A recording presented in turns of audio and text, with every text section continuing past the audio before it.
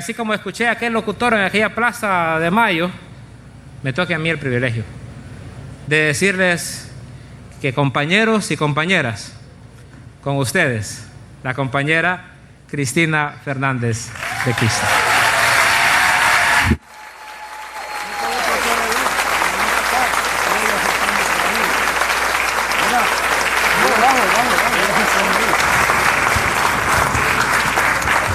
Bueno, muy buenas tardes a todos y a todas, y un especial saludo para Tegucigalpa, que ahora sí me dejaron llegar.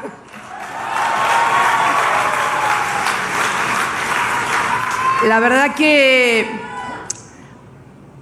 todavía recuerdo aquellos días allá por el año 2009 en Washington, en la sesión de la OEA, cuando eran otros tiempos, claro. La OEA se ponía al frente para defender las democracias en América Latina y no para voltearlas. Y recuerdo al compañero Miguel Ángel Insulza, chileno, votado 2 veces secretario general de la Organización de Estados Americanos. Fernando Lugo, ¿qué tal? ¿Cómo estás? Estábamos también con Fernando, los dos, expresidente del Paraguay, que está presente junto a Dilma.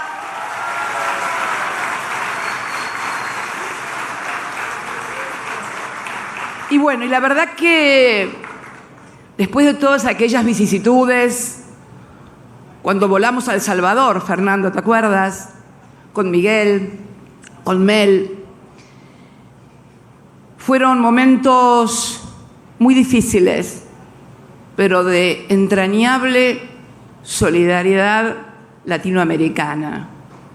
Fue muy importante. Por eso, para mí, estar hoy acá es un poco confirmar el título de esta clase magistral. Los pueblos siempre vuelven. No solamente lo recordé con Xiomara, lo recordé también hace pocos días, luego de la elección en la hermana República de Chile.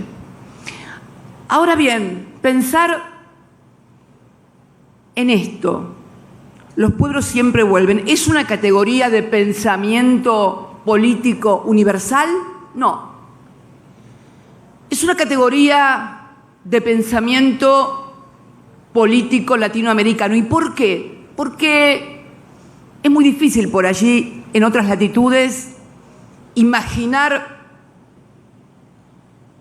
estos avances y retrocesos, Héctor, también, porque es cierto que el pueblo siempre está, pero cuando hablamos de los pueblos siempre regresan, lo hacemos desde esta perspectiva, desde que hoy Xiomara Castro de Celaya sea presidenta de la República Argentina. Lo hacemos desde la perspectiva que luego del golpe militar contra Evo Morales, el MAS, a través de Lucho Arce, su presidente, haya vuelto a la presidencia. Porque la historia de nuestro continente es una historia de avances y retrocesos. Desde el fondo de la historia, de cuando fuimos colonizados por las potencias europeas y se alzaron contra esos procesos de colonización, primero los pueblos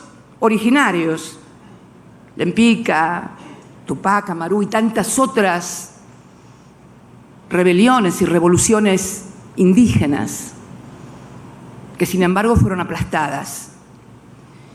Y más tarde esa lucha contra el colonialismo directo de las potencias europeas en el continente americano, finalmente eclosión en el siglo XIX con las gestas emancipatorias del general San Martín, del general Bolívar, del general Morazán. Verdaderos libertadores. Es una liberación política, pero hecha con armas. Porque primero habían sido derrotados políticamente, la gente no quería vivir más en la colonia, y finalmente estos grandes hombres, estos grandes libertadores, liberan a sus pueblos. de ese colonialismo directo, donde éramos colonia y dependíamos de lo que decía la metrópoli a miles de kilómetros de distancia, atravesando los mares. Fíjate, Héctor y todos los que hoy estamos acá, desde aquellos pueblos originarios que habían sido aplastados, a estos hombres que muchas veces tenían un origen europeo y habían sido formados en academias militares, en universidades europeas, pero que se hacen cargo de su patria, de su pueblo y cumplen el mandato histórico: liberar a los pueblos. Y esto sucede acá, sucede en toda Latinoamérica, en Centroamérica, en la América del Sur, y se termina en el siglo XIX ese colonialismo directo, voraz, sanguinario, que se había impuesto en estas tierras. Y alumbra el nuevo siglo, el siglo XX, y también surgen distintas formas de dominación, no ya tan directas, no ya tan evidentes, sino fundamentalmente vinculadas al sojuzgamiento económico de los pueblos. Y también vuelven a surgir lo que yo llamo la oleada de los movimientos nacionales y populares que caracterizan a todo el siglo XX en toda la región. Sandino, en Nicaragua, Jacobo Arbenz, allá en el sur, el peronismo. Esta es la primera mitad del siglo XX, donde se conforma un perfil que muchas veces no es entendido, porque claro, se pretende analizar lo que pasa en un continente como Latinoamérica, como Centroamérica, como la Suramérica, se pretende analizar estos fenómenos sociales, políticos y económicos con las categorías de pensamiento europeo. Y claro, es como que yo intentara de repente analizar lo que pasa muy lejos de acá, con las categorías de pensamiento que tenemos nosotros, en el Medio Oriente o en el Asia, etc.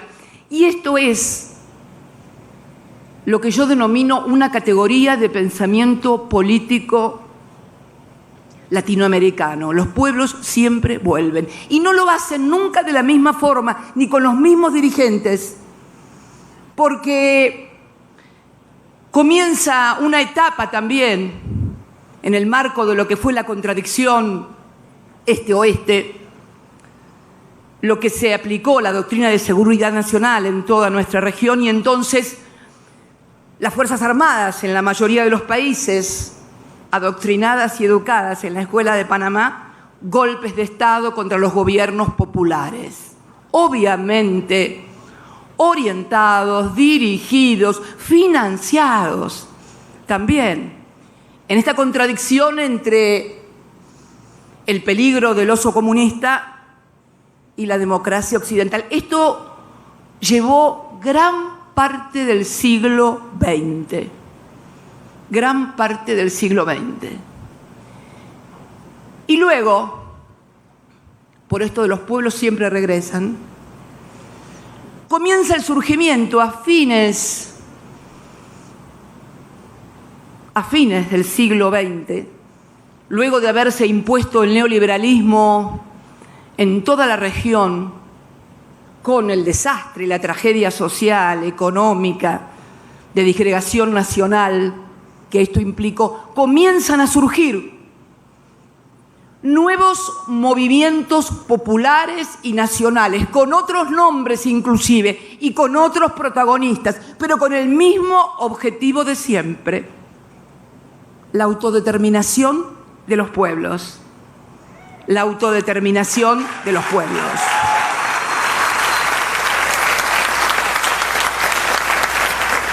Y así comienza en Venezuela, cuando luego de ganar unas elecciones por amplia mayoría, Carlos Andrés Pérez impone un modelo económico dictado por los organismos multilaterales de crédito internacionales y finalmente se produce el Caracazo y todo el proceso que allí se dispara. En mi país, en la República Argentina, también se había impuesto el neoliberalismo porque la caída del muro de Berlín hace creer a algunos que la historia se había terminado y que entonces no había ninguna otra opción ni modelo a llevar adelante que no fuera el neoliberalismo. Sin embargo, comienzan a surgir, lo que hablabas vos, Héctor, recién, la resistencia de los pueblos, y comienzan a surgir nuevos liderazgos, nuevos movimientos, nuevos espacios políticos, porque la característica de esto de que el pueblo siempre regresa en la América Latina no siempre tiene la misma forma en todas las décadas y en todas las etapas, sí siempre tiene los mismos objetivos. Y entonces comienza un proceso virtuoso, y un proceso virtuoso que puede ser medido en lo que se debe medir la virtud en la gestión de gobierno, que es mejorar la calidad de vida de los pueblos, que la gente pueda tener salud, educación, estudios. Y esta década y media que comienza a fines del siglo XX, principios del XXI, también surgen retrocesos en los pueblos, no ya bajo la forma de lo que habían sido los golpes militares, ya no es necesario. Ahora ya no es necesario llevar militares a educarlos en Panamá, en la Escuela de las Américas.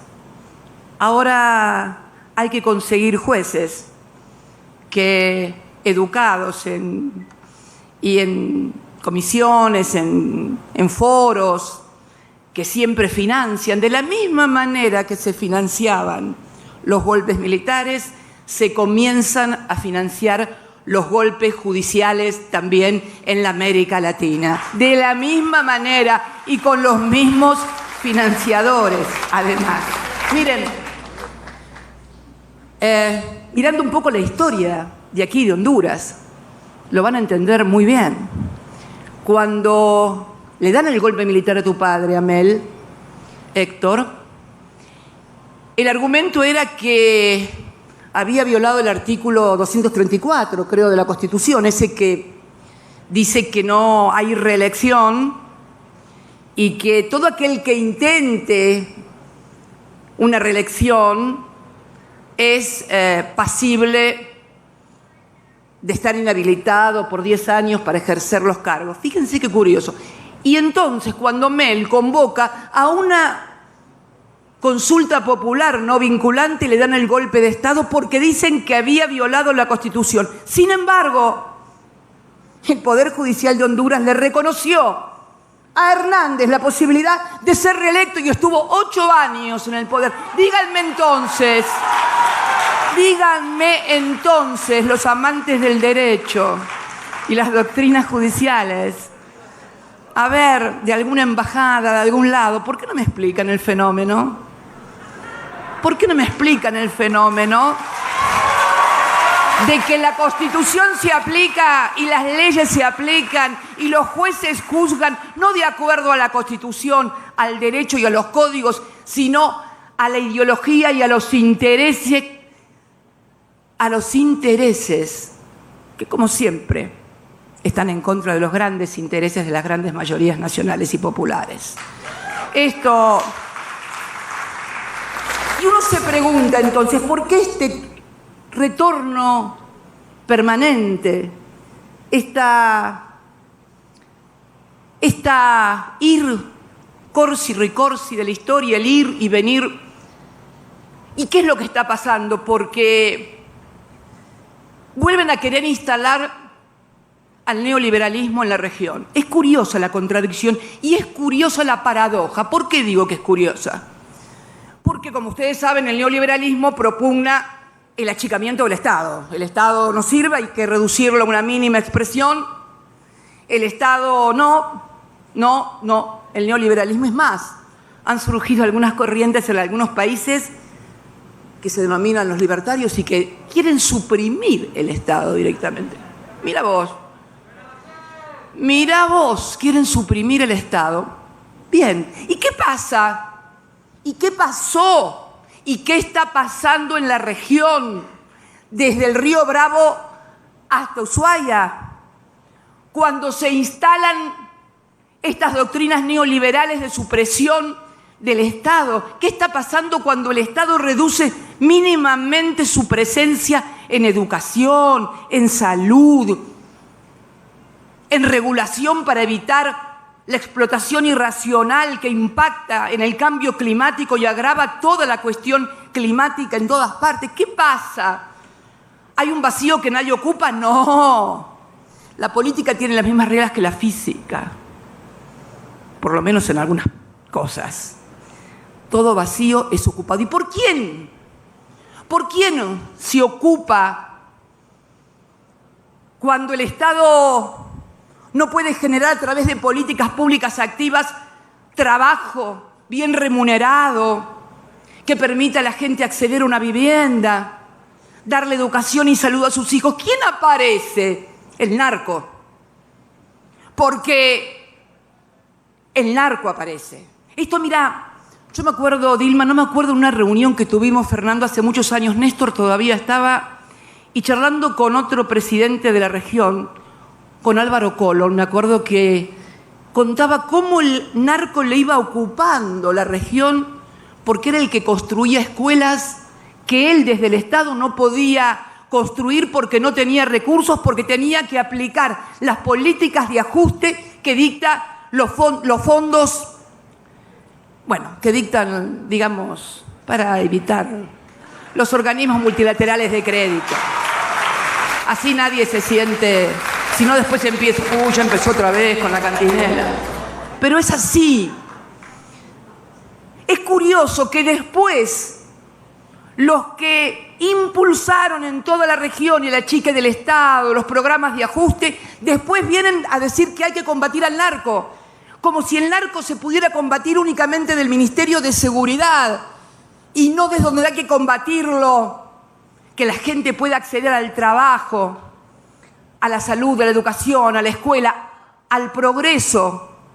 Si hasta la fiesta de los 15 años terminan organizando los narcos porque los padres no pueden dársela a sus hijos, ¿no se dan cuenta de la paradoja horrible que significan las políticas de ajuste y el impacto en la vida cotidiana? Pero además, no solamente en el fenómeno del narco, en el fenómeno también de cambio climático, de los desastres naturales, cuando se permite la explotación irracional de empresas de cualquier tipo. ¿Por qué digo esto?